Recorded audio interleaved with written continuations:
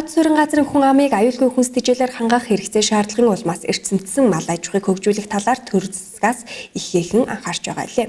Үүнтэй холбоотойгоор сүүлийн жилүүдэд эрчимдсэн фермерийн аж ахуй, энэ чиглэлийн бизнес эрхлэгчдийн тоо нэмэгдсээр байна. Булган аймагт 60 гаруй эрчимдсэн мал аж ахуй эрхлэгчид үйл ажиллагаагаа тогтвортой явуулж байна.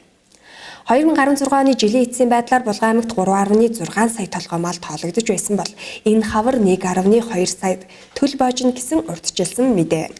Булган аймаг малын тоо толгоогоор улсдаа 5 дугаар байрт газар тариалангаар эхний 3 дугаар байрт ордог. Бэлчээрийн дааз гэтрээд байгаа энэ цаг үед мал аж ахуй газар тариалангийн зохистой харьцааг хадгалахын тулд эрчимдсэн мал аж ахуйг хөгжүүлэхээр аймгийн удирдлагууд бодлого барьж ажиллаж байна.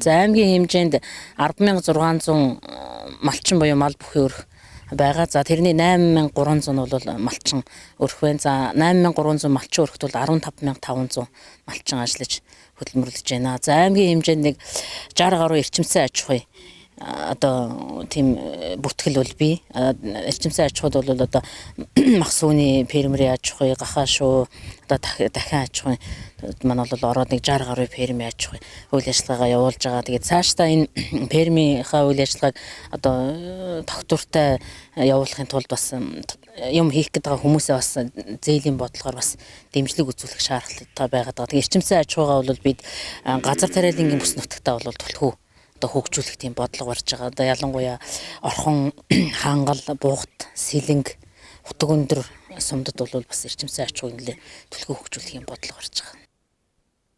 Булган аймгийн орхон сумын 3 дугаар багийн малчин адил биш 2009 онд 700 гаруй бог малаа борлуулж мах сүүний чиглэлийн цагаан далай үнэний фермерийг байгуулж байсан бол тогтвортой үйл ажиллагаагаа эрхлээд даруй 8 жилийг ардаа үтжээ.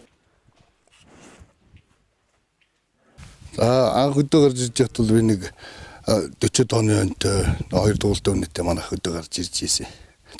Тэгээд нэг 2008 оны үед бол би нэг 780-800 өргөж тоолуулж ийсэн. Тэгээд ерөөс эрчимцэн мал аж ахуй гээд богоо ерөнхийдөө борлуулад тэгээд эрчимцэн мал аж ахуйд байгасан. За манайд л одоо 15 алаатаа үйлдвэрийн нэг дүүхэр байна. Алаатаа мах сүүний чиглэлийн.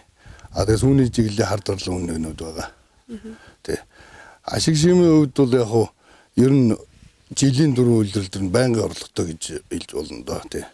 За жилдээ бол би нэг өөрийн хөгжүүлэлт оруулал нэг за портроор л ярьд юм да одоо тоон мөн нэг 60 портер өвс.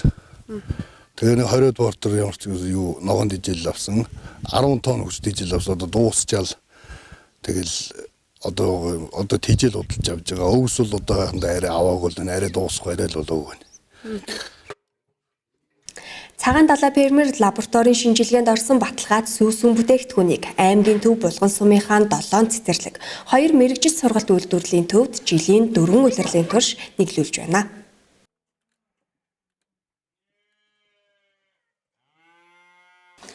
Өдөртөө бол нэг 80-аас 100 литр сүү саадаг.